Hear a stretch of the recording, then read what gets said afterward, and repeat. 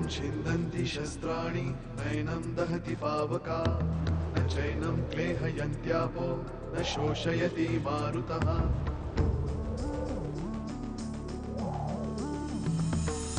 दिवसामागुन रात्र धावते सकाळ संध्याकाळ सूत्रधार जो या साऱ्याचा नावतयाचे काय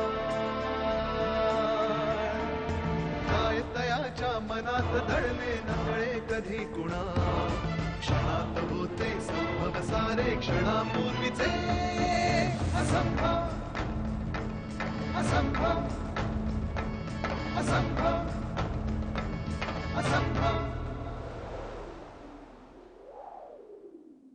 माझा माझ्यावर पूर्ण विश्वास आहे. मला स्मृतिभ्रंश झाला नाहीये. मग नक्की काय झालं? बाबा तुम्ही नका जाऊ मला कुठे सोडून. अगदी साधे साधे प्रश्न विचारतात पण थेट मनाशी संवाद साधणारे. मनात अनेक प्रश्न आहेत ज्यांची उत्तरं सापडणं जरा कठीण झालंय. Anything about your profession? तुझ्या वकिलाला सांग माझ्यावरची केस मागे घ्यायला. वजलवार बोलतोय. खबर कुठनं मिळाली? हेडक्वार्टर वरून मी परवानगी मिळवतो पण मले यशवंतराव उद्या माझ्या समोर पाहिजे, समजलं? आणि नुसत्या खबरा नका काढू, पावलं पुढं टाका. किती महिने झाले माहितीये ना? इथं उत्तर मले द्यायला लागतात. डोके दुखी झाले नुसते.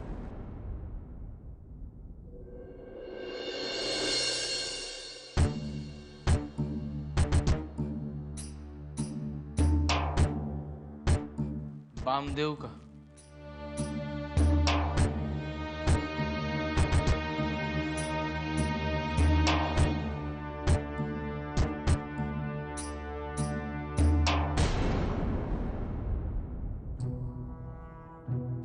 मी यशवंतराव सरंजामे.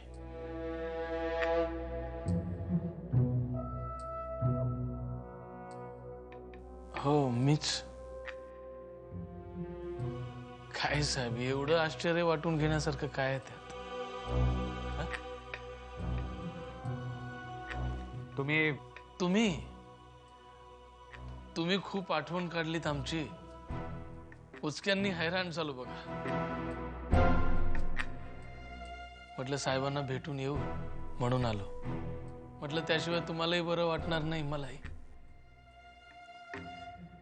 कुठं होते? कुठे तुम्ही? कुठं? राजस्थान मध्ये? हा शेती करायला गेलतो भाताची. आणली एक गुण पाठवून देतो नंतर. हे बघा साहेब पेपरात अभिमान गेल्याची बातमी वाचली पण त्याची बॉडी काही सापडली नाही अजून. मीच तुम्हाला विचारतो कुठे आहे अभिमान? आम्हाला माहिती नाही. शोधले? खूप शोधलं. तुम्हाला कशासाठी हवाय तो? बाळशास्त्रीच्या खुनाच्या केसमध्ये प्रमुख आरोपी आहे तो. पण त्यानं तो खून केलेलाच नाही असं तुम्ही म्हणताय. असं त्यानं म्हटलं तर? कोर्टात साबित व्हायला पाहिजे ना राव.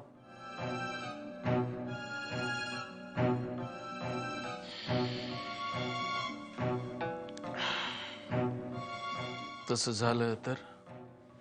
त्यासाठीच हवा होता ना त्यो.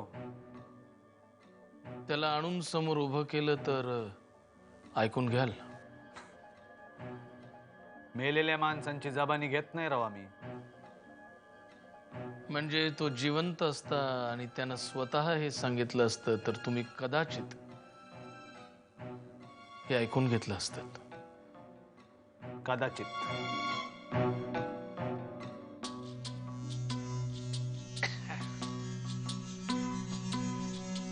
परमेश्वर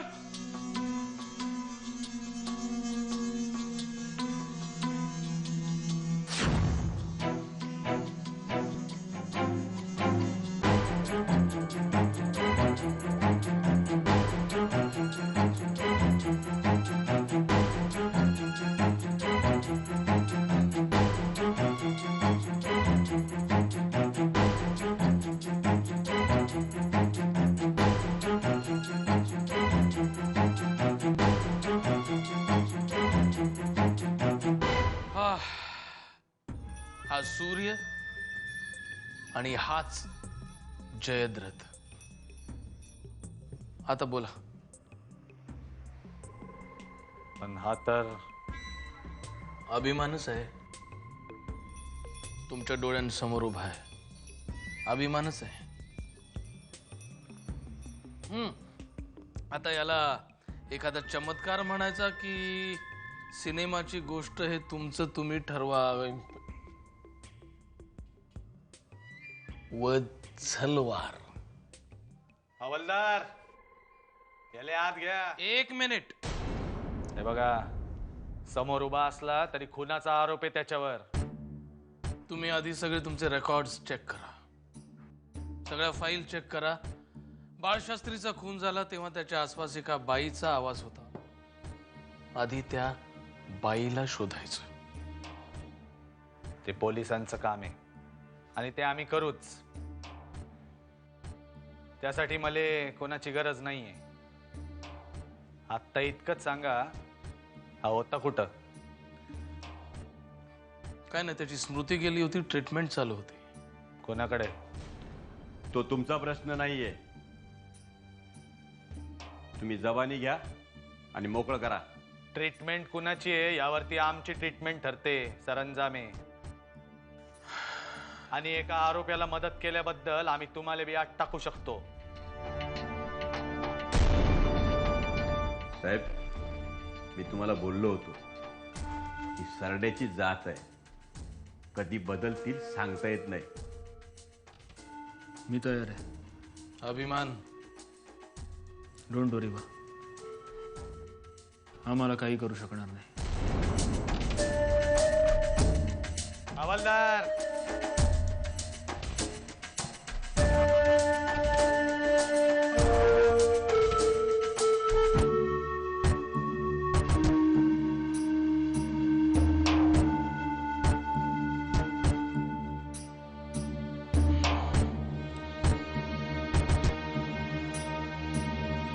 शेवटचं सांगतोय.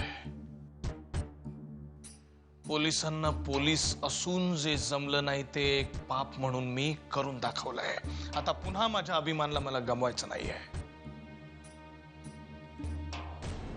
त्याची जबानी झाल्यानंतर त्या बाईला जर शोधलं नाहीस तर नकाशावर भिंग लावून शोधलंस तरी सापडणार नाही. अशा गावाला पाठवून देईन.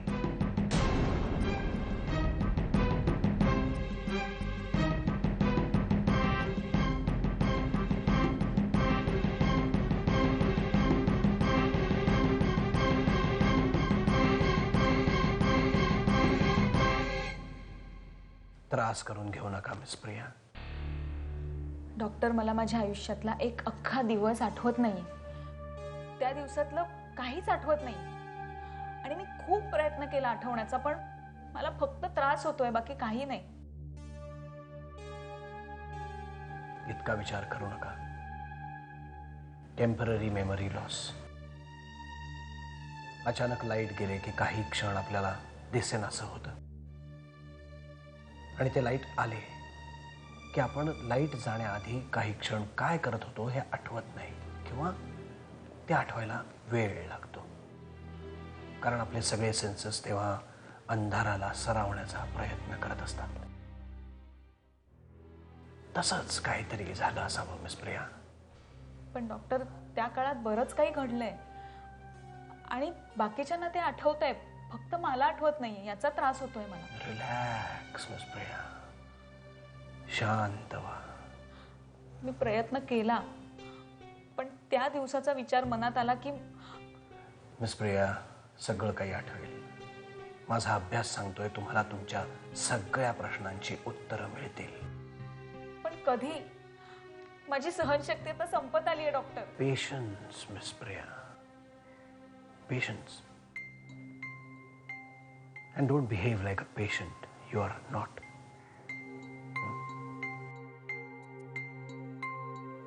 I'm sorry. पण मग असं का होतंय? वरवर पाहता मला असं वाटतं टेम्पररी मेमरी लॉसच्या मागचं कारण विक्रांतचं असं अचानक निघून जाणं असू शकतं. कधी कधी असं होतं मिस प्रिया की एखादी कटू आठवण अचानक डोकं वर काढते आणि बाकीच्या कुठल्याच गोष्टी आपल्या लक्षात राहत नाहीत. पण डॉक्टर, त्या काळात असं काहीच घडलं नाहीये ज्यामुळे विक्रांतची एखादी आठवण अचानक डोळ्यासमोर यावी. खरं तर या मेमरी लॉसच्या आधीपर्यंतचं मला सगळं आठवतंय. ठीक आहे, मी काही गेसेस करत होतो Miss Priya, but don't worry. पण मला आठवेल, सगळं आठवेल मिस प्रिया. ह्यापेक्षाही कॉम्प्लिकेटेड केसेस सॉल्व्ह झाले आहेत. माझ्या अभ्यासावर पूर्ण विश्वास आहे आणि तुमच्यावरही. Thanks doctor.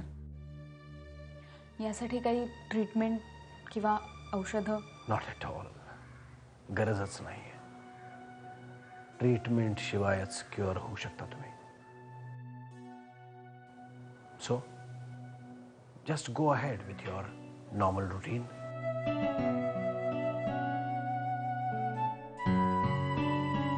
Thank you doctor. Any time.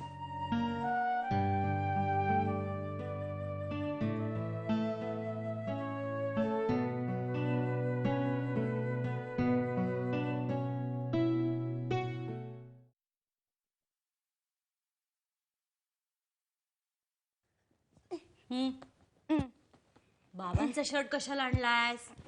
घालायचंय, मोठा नाही का होणार? मोठा होणार राजा, असं घालायचा नसतो.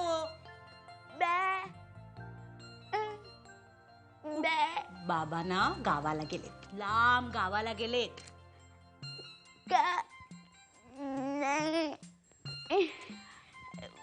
कामासाठी गेलेत की नाही, कामासाठी.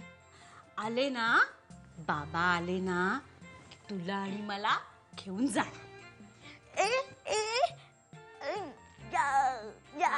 आले की घेऊन जा.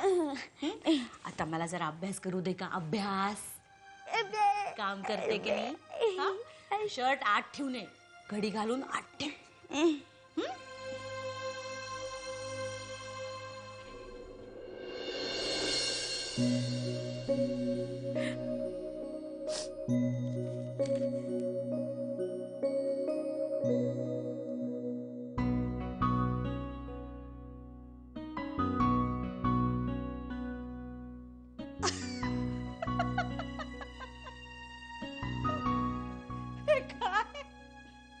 बाबांचा शर्ट घातलास, बुजगावणं दिसतंय. बघू. बापरे, केवढे मोठे होत आहेत कपडे. बाबा जाड झालेत ना. बाबांना बारीक व्हायला सांगूया. बाबा आले ना की आपण दोघं बाबांना बारीक व्हायला सांगूया. फोन करायचं नाही. आले की सांगू. बाबा कामात आहेत की नाही? कामात आहेत बाबा. आता सोन्या, आता नाही करायचा. नाही. प्रथमेश, बर एक मिनिट. हो आले. हो सांगते. ये. बाप रे, केवढी गडबड आहे या मुलाला.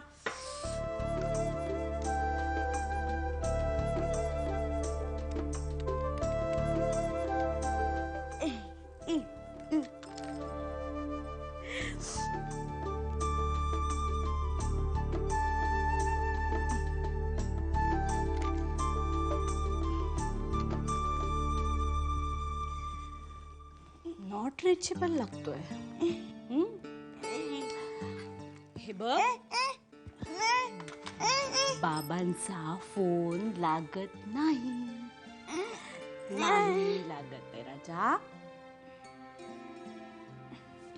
माझ्यासोबत असं नाही करायचं. बाबा आले की बाबांना सांगूया.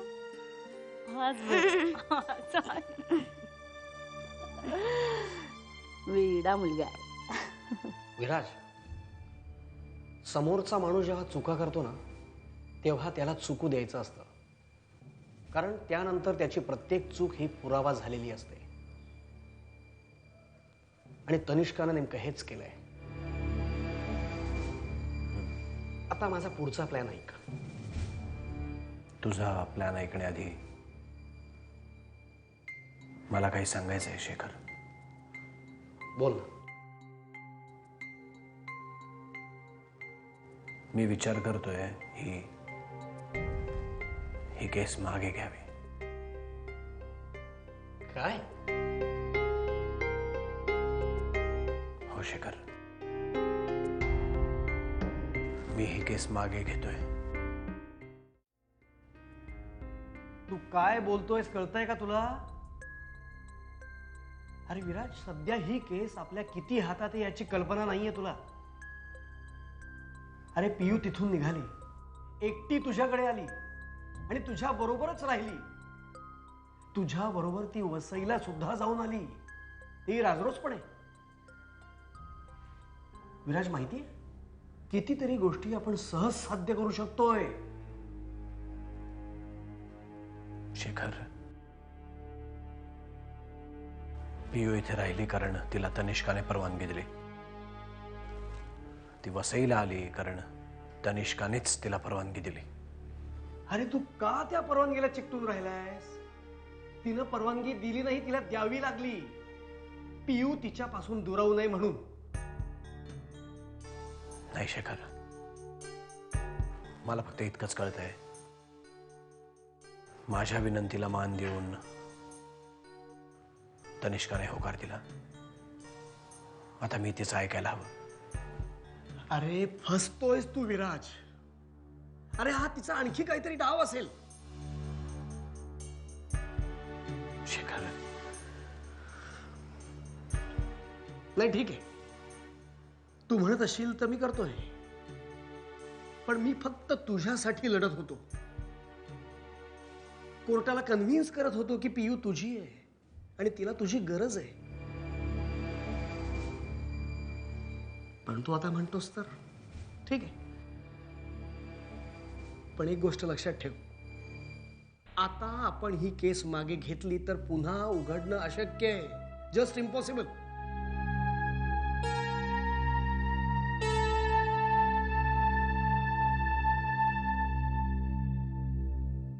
ठीक आहे विराज, अरे पुन्हा एकदा विचार कर, कारण हे करून तू खूप मोठी चूक करतोयस. शेखर, कायद्याने लग्न झालं, कायद्याने ते मोडलं, कायद्यानेच पियू तिच्याकडे गेले. या सगळ्या प्रकरणात माझ्या विनंतीला, माझ्या इच्छांना शून्य किंमत होती. आज पहिल्यांदा कायद्यामध्ये न आणता असं काहीतरी घडलंय शेखर. जे प्रश्न कायद्याच्या मदतीशिवाय सुटणार आहेत त्यांना कायद्याच्या चौकटीत का बसवायचं? It's fine. तू खुश आहेस ना?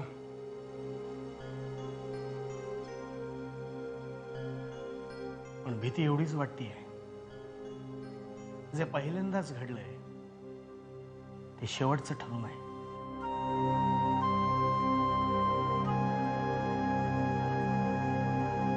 आणि तोच तनिष्काचा डाव आहे.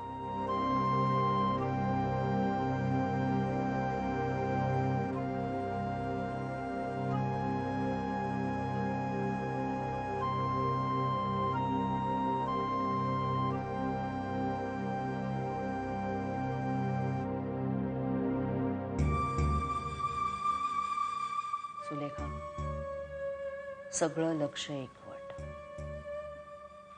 एकाग्रता वाढव.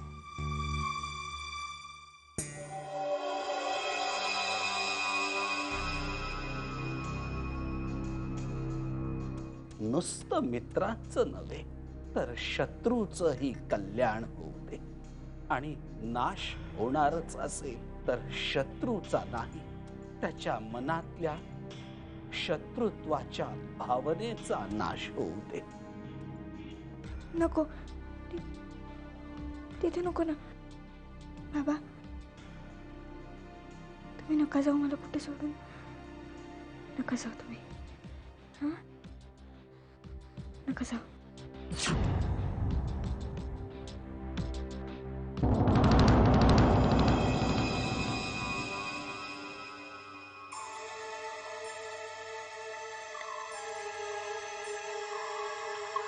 मला सांगताय मन एकाग्र करायला.